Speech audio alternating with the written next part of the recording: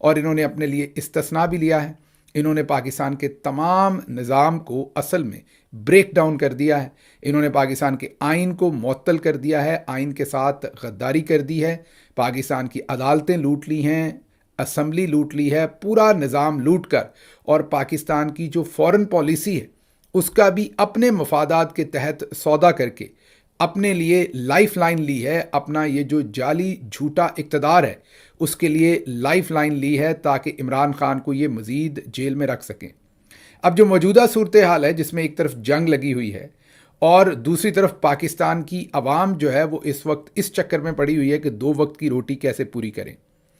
Petrol pumps पर 55 रुपए जब पेट्रोल महंगा होने की खबरें आईं तो जो लाइनें पेट्रोल पंप्स पर लगी, मोटरसाइकिल वाला महज 500 रुपये बचा सकता था और उस 500 रुपये बचाने के लिए उसने 4-4, 5-5 घंटे लाइनों में लगकर पेट्रोल लिया।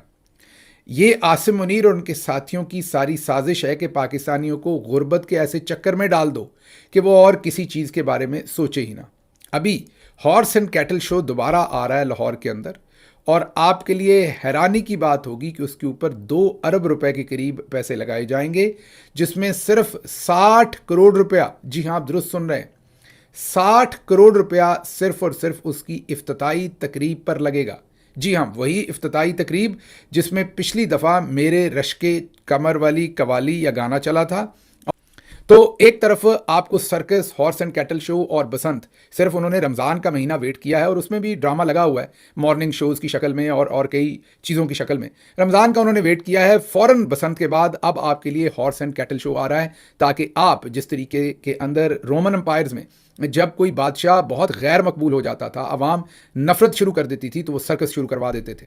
बिल्कुल उसी तरीके से पाकिस्तान में भी आपको हर तरह की सर्कस सामने रखी जाएगी। तो इन हाउस आसिम मुनीर ने पाकिस्तान को लूटा, पाकिस्तान के जो आइन है, जो कानून है, उसको लूटा, आइन को मुअत्तल किया, आइन से गद्दारी की, और उसके साथ मैंने आपको पहले भी कहा कि आसिम मुनीर से ज़्यादा करप्ट परवर, करप्ट लोगों को पसंद करने वाला जर्नैल पहले नहीं आया।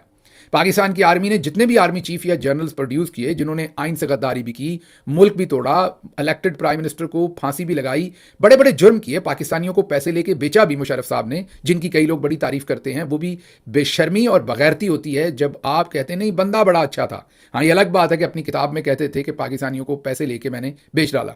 बहरहाल बड़े बड़े जर्नैल आए पाकिस्तान में, लेकिन जितने करप्ट परवर, करप्ट लोगों को पसंद करने वाले, उनकी आबियारी करने वाले, उनको प्रमोट करने वाले आसिम मुनीर हैं, वो पहले कभी किसी ने नहीं देखा। तो आसिम मुनीर साहब ने पाकिस्तान के अंदर तो ये किया, पाकिस्तान के बाहर अपनी लाइफ लाइन लेने के लिए, पाकिस्तान से बाहर जो आलमी ताकतें हैं उन्हें अपने साथ रखने के लिए उनको पाकिस्तान की फॉरेन पॉलिसी उनके हवाले की। उन्हें कहा मैं आपका हूं, मैं पाकिस्तान का जनरल बाद में हूं, मैं असल में आपका जनरल हूं। आपको क्यों लगता है कि सदर ट्रंप क्यों कहते हैं बार बार कि मेरा फेवरेट जनरल, मेरा फेवरेट जनरल? क्यों कहेंगे वो पाकिस्तान के मिलिट्री जनरल को मेरा फेवरेट जनरल?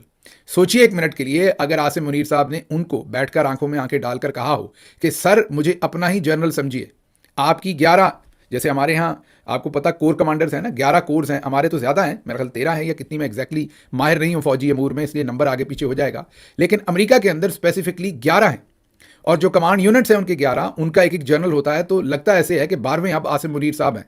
तो ये तेल जो है ये अभी 1 हफ्ता और नहीं बढ़ना था, पाकिस्तान में 15 दिन के बाद तेल की कीमतें फिक्स की जाती हैं।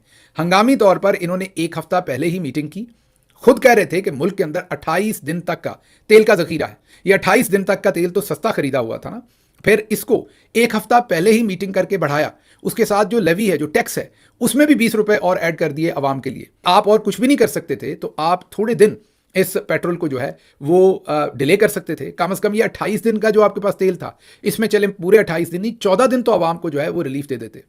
चले और कोई रिलीफ नहीं, टैक्स तो ना बढ़ाते, ये 20 रुपए कम रखते। अगर 20 रुपए कम रखते तो 55 रुपए की बजाय 35 रुपए जो है वो पेट्रोल बढ़ता, अगर ये अपना टैक्स कम रखते। लेकिन इन्होंने वही किया जो करना है आवाम के साथ, ताकि आवाम को इतना दबा दो कि उन्हें और कोई सोच ना आए।